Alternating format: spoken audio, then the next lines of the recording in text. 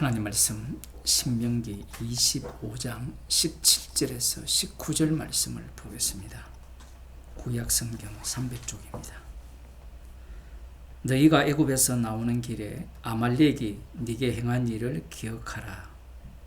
곧 그들이 하나님을 두려워하지 아니하고 너를 길에서 만나 너의 피곤함을 탔어 내 뒤에 떨어진 약한 자들을 쳤느니라.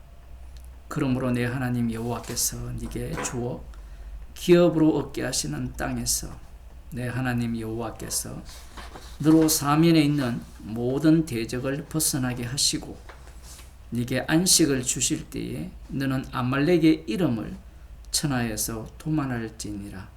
너는 잊지 말지니라. 아멘. 출애굽기 17장을 보겠습니다.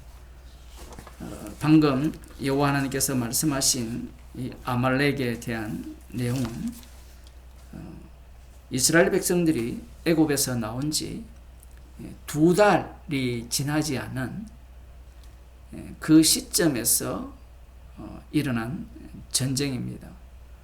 그 장소는 머리바죠. 8절부터 보면 17장 8절 때에 아말렉이 이르러 이스라엘과 르비딤에서 싸우니라. 아말렉이 공격해 왔다라는 거예요. 신명기 본문을 오늘 본문을 보면 광야길이 2달 정도밖에 지나지 않았지만 우리가 상상을 해보면 얼마나 힘들겠습니까? 신명기 8장에서는 너희 신발이 헤어지지 않았다 이렇게 말씀하셨지만 실제로는 굉장히 지친 길입니다. 그래서 원래 행렬을 보면 말 많은 자들이 제일 뒤쪽에 처지죠. 또 힘이 약한 자들이 처지고요. 그 약한 모습을 보고 아말렉이 공격을 한 겁니다. 9절에 보면 모세가 여호수아에게 이르되 우리를 위하여 사람들을 택하여 나가서 아말렉과 싸우라. 내일 내가 하나님의 지팡이를 손에 잡고 산꼭대기에 서리라. 모세의 손에 올라가면 여호수아가 전쟁에서 이 이스라엘이 이기고 모세의 손이 내려가면 여호수아가 치는 그러한 어떤 전쟁 양상이 펼쳐졌죠. 오늘 본문에서 지금 이 말씀을 언급을 할 때 하나님께서 하시고자 하는 말씀이 어떤 의도냐?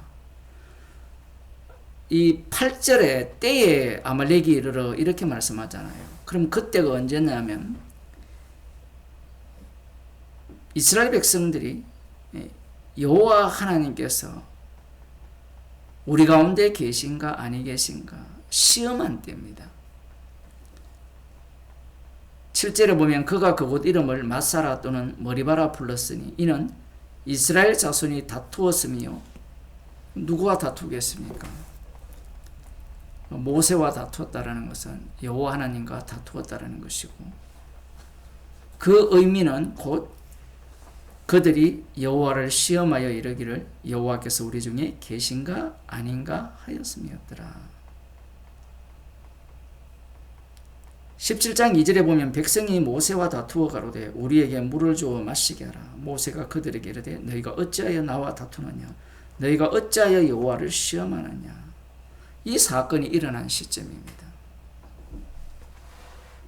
앞서 여호와 하나님께서 이스라엘을 애굽에서 구출하시고 홍해를 마른 땅처럼 건너게 하셨죠. 그렇게 건너게 하셨을 때는 신이 났는데 마실 물이 없는 곳에 도착을 했을 때 마라라는 곳이죠. 15장에 나오는데 하나님을 원망했고 그리고 떡이 없다 하여서 또 원망을 하고 지금은 다시 물이 없다고 다시 다투는 겁니다. 아마 요즘 심리학자들이 이 본문을 보면 이스라엘 백성들을 조현병이라 그럴 거예요. 이렇게 어떻게 아침 저녁이 다르냐 이렇게 말할 수 있는데 우리가 이 자리에 가면요 다르지 않습니다. 지금 이스라엘 백성들이 애굽에서 구출을 받았잖아요. 대단한 구출이잖아요. 뭐 여러분들이 출애굽기를 다 읽어보셨겠죠. 10가지 재앙을 내리시고 구름과 불기둥으로 이스라엘을 인도하시고 홍해바다를 가르시고 그러면 우리들의 생각에는 이스라엘 백성들이 하나님이 우리 가운데 계시다라고 확신하겠죠. 그게 잘못됐다라는 겁니다. 지금 성경을 사람들이 다 거꾸로 읽어요.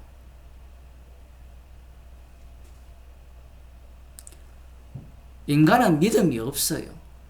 인간은 근본적으로 믿음이 없어요. 구약도 마찬가지예요. 본다고 해서 믿는 게 아닙니다. 지금 보세요. 물이 없으니까 모세와 다투죠. 하나님을 시험하죠. 무슨 시험합니까? 하나님이 우리 가운데 있냐 없냐를 시험해요. 있냐 없냐를 뭘로 규정하는 겁니까? 있으면 물이 있어야 되고 없으면 물이 없다라는 거예요. 그게 인간들이 갖고 있는 사고방식입니다. 지금 하나님이 그들과 함께 계시잖아요. 그렇죠? 그 과정에서 이제 이 행렬 중에 지친 자들이 있죠. 지친 자들. 오늘 신명기 25장에 그들이 하나님을 두려워하지 아니하고 너를 길에서 만나 너희 피곤함을 타서 네 뒤에 떨어진 약한 자들을 쳤다라는 거예요. 약한 자들을 쳤다라는 것은 히브리 단어로 보면 그들을 죽였다라는 겁니다. 출애굽기에는 안 나오거든요. 자, 그러면 이 사건이 뭐가 연결되어 있습니까? 이스라엘 백성들이 여호와께서 우리 가운데 계신가 아니 계신가 시험을 했죠. 자, 그런 상황에서 여러분들이 아말렉이잖아요. 그러면 이들은 이미 애굽에서 여호와 하나님께서 이스라엘 백성들을 어떻게 구출했는지 그 소문을 다 들었을 겁니다. 가나안 땅까지 퍼졌으니까 40년이 지나도 여전히 생생합니다. 어찌되었든 지금 이들은 여호와 하나님, 이스라엘을 인도하신 하나님이 어떠한 분인 걸 알고 있어요. 그런데 그들의 행렬을 보니까 끝부분에 보니까 지쳐 있어요. 약해요. 그러면 그런 무리들을 뭐 숫자는 많더라도 그들 가운데 하나님이 함께 있다라고 생각하겠어요? 하지 않겠어요? 생각하지 않죠. 하나님이 함께 하신다면 그 정도 이들은 눈으로 못 봤습니다. 홍해바다를 가르는 것이라든가 바로의 군대를 몰살하는 것을 못 봤어요. 듣기만 한 거잖아요. 그러면 그 정도의 능력이라면 지금 이들이 지쳐서 약해져서 행군을 행군이라고 할 수 있을지 모르겠지만 그런 모습은 아니어야 한다라는 거예요. 그래서 신명기에서는 하나님을 두려워하지 않았다라는 표현을 하는 겁니다. 출애굽기에서는 그런 내용이 이렇게 구체적으로 나오지 않지만 신명기에서는 하나님을 이들이 두려워하지 않았고, 두려워하지 않았다는 것은 그들도 누구의 마음과 똑같으냐 하면 모세와 다툰 하나님을 시험한, 하나님이 우리 가운데 있느냐 없느냐를 시험한 이 이스라엘과 똑같은 마음이라는 거예요.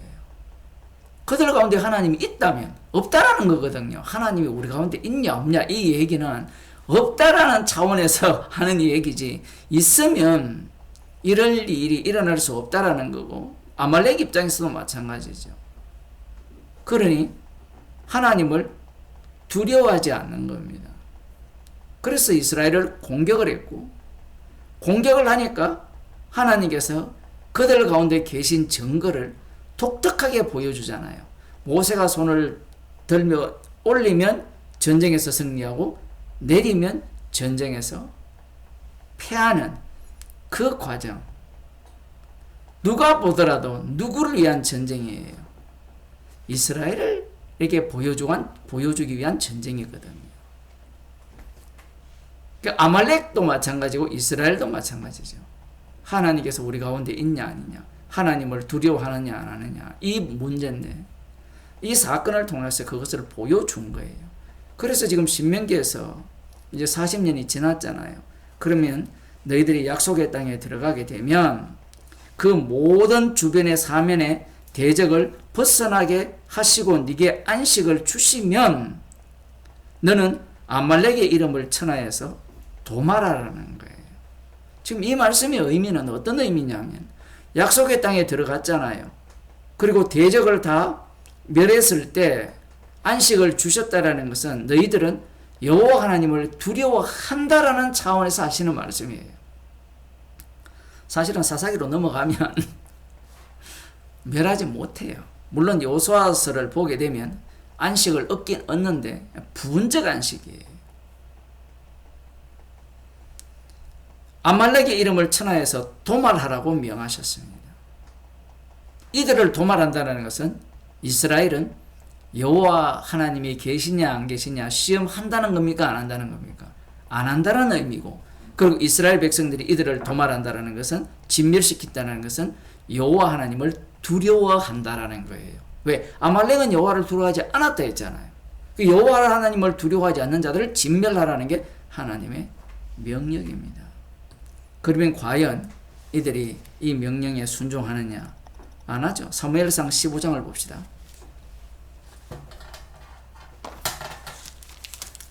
사무엘상 8장에 이스라엘 백성들이 사사들의 치리하는 그 시대에 마음에 들지 않죠. 사무엘의 아들들도 제대로 된 재판을 하지 않으니까 왕을 요구했고, 그 왕을 하나님께서 주셨어요. 사울 왕을 주셨는데 이 왕에게 하나님께서 이런 명령을 내립니다. 아직 주변에 모든 대적들을 하나님께서 이스라엘 백성들에게 붙이지도 않았고 안식을 주시지도 않았어요. 물론 여호수아에서 보면 안식을 주셨다고 하지만 제대로 된 이 여호수아 전쟁의 왕결은 다윗이 합니다.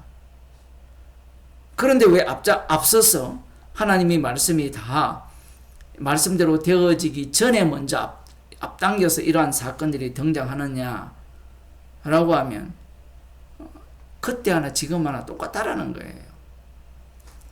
사무엘이 사울에게 이르되 여호와께서 나를 보내어 왕에게 기름을 부어 그 백성 이스라엘 위에 왕을 삼으셨은즉 이제 왕은 여호와의 말씀을 들으소서. 백성들이 원해서 기름을 부어 왕을 세웠으니까 왕이 해야 될 것은 여호와의 말씀을 들어야 돼요. 이 말씀은 어떤 의미냐 하면 왕은 이스라엘 백성들이 원하여서 세운 왕이지만 진짜 왕은 누구냐? 여호와 하나님이라는 거예요. 사울 왕 자기가 하나님이라면 하나님 말씀 들을 필요가 없잖아요. 왕이 모든 결정권을 갖고 있잖아요. 근데 사무엘 선지자를 통하여서 왕을 기름 부어 세웠으니까 왕은 여호와의 말씀을 들으라는 겁니다. 여호와의 말씀을 들으라는 것은 여호와 하나님을 두려워하라는 거예요. 사무엘상 8장에서 이스라엘 백성들이 왕을 요구를 했잖아요. 왕을 요구를 할 때 여호와 하나님을 두려워했습니까? 두려워하지 않았습니까? 두려워하지 않았죠.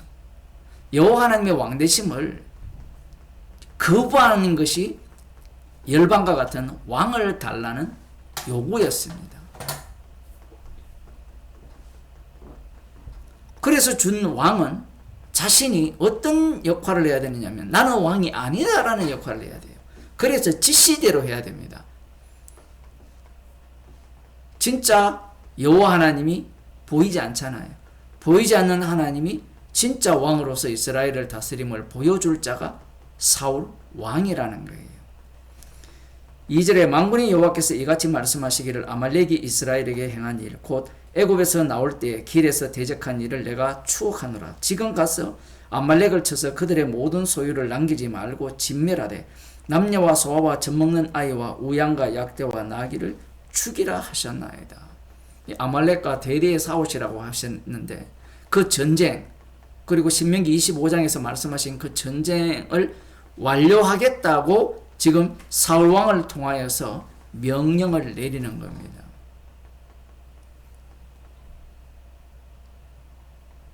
여기까지는 좋죠. 문제는 우리는 왕이 아니잖아요. 지금은 다 왕노릇 하지만 개인주의가 됐기 때문에.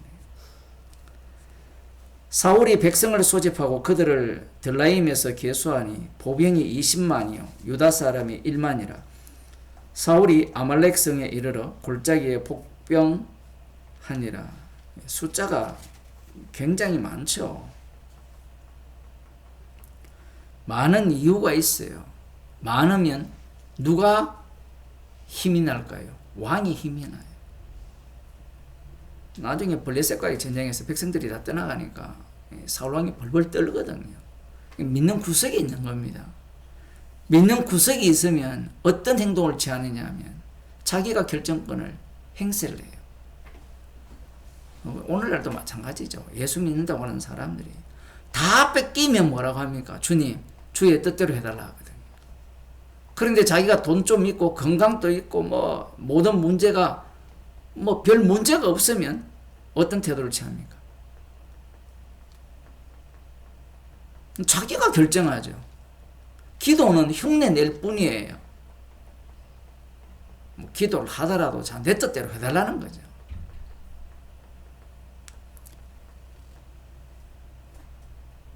오절에 사울이 아말렉 성에 이르러 골짜기에 복병하니라. 사울이 겐 사람에게 이르되 아말렉 사람 중에서 떠나 내려가라. 그들과 함께 너희를 멸하게 될까 하노라. 이스라엘 모든 자손이 애굽에서 올라올 갈 때에 너희가 그들을 선대하였느니라. 이에 겐 사람이 아말렉 사람 중에서 떠나니라.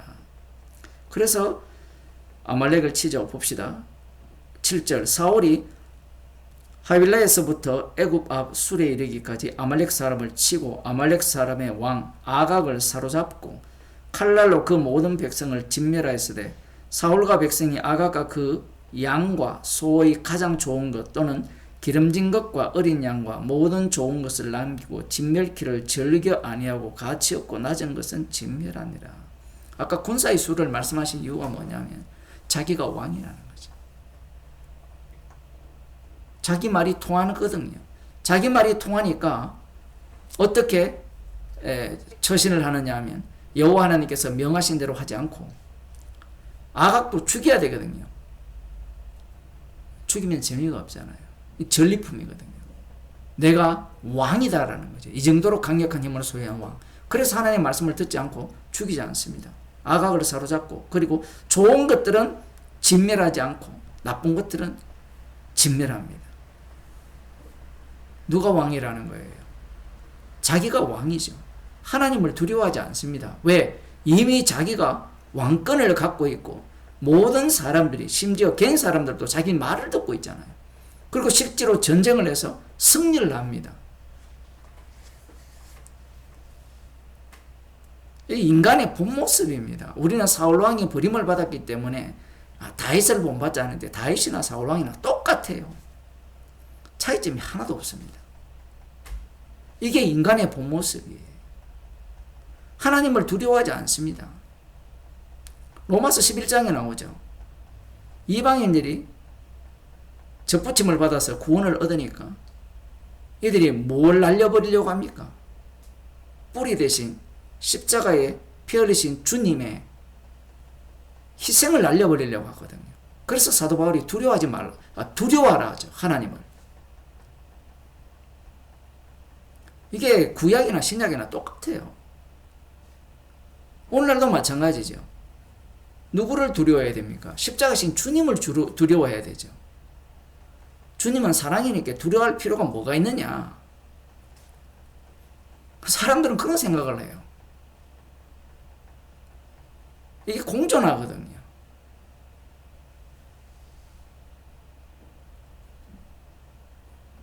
(20절에) 보면 여호와의 말씀이 10절에 여호와의 말씀이 사무엘에게 임하니라. 가라사대 내가 사울을 세워 왕 삼은 것을 후회하노라. 그가 돌이켜서 나를 쫓지 아니하며 내 명령을 이루지 아니하였습니다 하시니라. 이 하나님께서 명하신 것을 듣지 않습니다. 신명기 25장에 나오는 이 명령을 듣지 않아요. 사울왕이 듣지 않았다는 것은 다윗왕도 듣지 않는다라는 거예요. 결국 인간들은 최종적으로 하나님을 두려워할까요? 안 할까요? 안 합니다. 예수님을 살해한 자들이 하나님을 두려워했습니까? 안 했습니까? 두려워했죠. 두려워했는데 진짜 하나님이 오시니까 어떻게 합니까? 죽여버립니다. 자기들이 판결을 내려요. 무엇을 근거로? 율법을 근거로 하나님의 이름을 모독한 정인이 되어서 예수님을 죽입니다. 뭔가 좀 논리가 이상하지 않습니까? 이상한 게 아니고요. 종말이 되면 남은 자 유대인들은 하나님을 두려워해요. 왜 두려워하느냐? 자기를 위해서 두려워해요. 그런데 예수님이 오셔서 이 세상은, 율법은 내게 대해서 전한다라고 말씀을 하시니까